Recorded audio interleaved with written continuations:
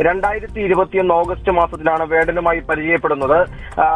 വേടന്റെ ചില ആൽബങ്ങളും പാട്ടുകളും ഒക്കെ കണ്ട ഇൻസ്റ്റാ പേജിലൂടെ താൻ വേടന് ഒരു മെസ്സേജ് അയക്കുകയായിരുന്നു. വേടന്റെ ചില അഭിമുഖങ്ങളിലെ തിരുത്തലുകളൊക്കെ തന്നെ പറഞ്ഞുകൊണ്ടായിരുന്നു താൻ മെസ്സേജ് അയച്ചത്. അതൊരു പരിചയമായി തന്നോട് പരിചയപ്പെടണം എന്നാവശ്യപ്പെട്ടു. അതനുസരിച്ച് 2021 ഓഗസ്റ്റ് മാസം ഉച്ചയ്ക്ക് 1 മണിക്ക് കോഴിക്കോട് താൻ താമസിച്ചിരുന്ന സ്ഥലത്ത് വേടൻ വന്നു. അവിടെ അന്ന് തറയിൽ ഒരു ബെഡ് ഇട്ടാണ് ഇരുന്നത്. അവിടെ വെച്ച് തന്നോട് സംസാരിച്ചുകൊണ്ടിരുന്നു.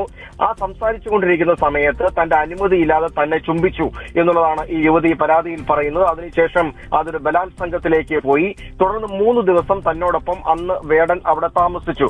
മാത്രമല്ല ഇത്തരത്തിൽ പിന്നീട് 5 സന്ദർഭങ്ങളിലായി തന്നെ ഇത്തരത്തിൽ വേടൻ പീഡിപ്പിച്ചിട്ടുണ്ട്. അത് കോഴിക്കോട്ട് വെച്ച് മാത്രമല്ല, കൊച്ചിയിലെ തന്റെ താമസ സ്ഥലത്ത് വെച്ചും ഏലൂരിലെ തങ്ങളുടെ ഒരു സുഹൃത്തിന്റെ വീട്ടിൽ വെച്ചും വേടൻ തന്നെ ബലാത്സംഗം ചെയ്തു എന്നുള്ളതാണ് പറയുന്നത്. മാത്രവുമല്ല, സാമ്പത്തികമായി വേടനുമായി ചില ഇടപാടുകൾ ഉണ്ടായിരുന്നു. ആ സമയത്ത് വേടൻ ഇത്ര സാമ്പത്തിക ശേഷിയൊന്നുമുള്ള ആളായിരുന്നില്ല. പക്ഷെ ആ സമയത്ത് 2021 ഡിസംബർ മുതൽ 2023 വരെയുള്ള കാലഘട്ടങ്ങളിൽ പലപ്പോഴായി വേടൻ തന്റെ പക്കൽ നിന്ന് 31,000 രൂപ വാങ്ങിയിട്ട് അതിന്റെ ബാങ്ക് അക്കൗണ്ട് വിശദാംശങ്ങളും GPay വിശദാംശങ്ങളും ഒക്കെ തന്നെ ഇതിന്റെ ഭാഗമായി നൽകിയിട്ടുണ്ട്, അതിന്റെ തെളിവിന്റെ ഭാഗമായി നൽകിയിട്ടുണ്ട്.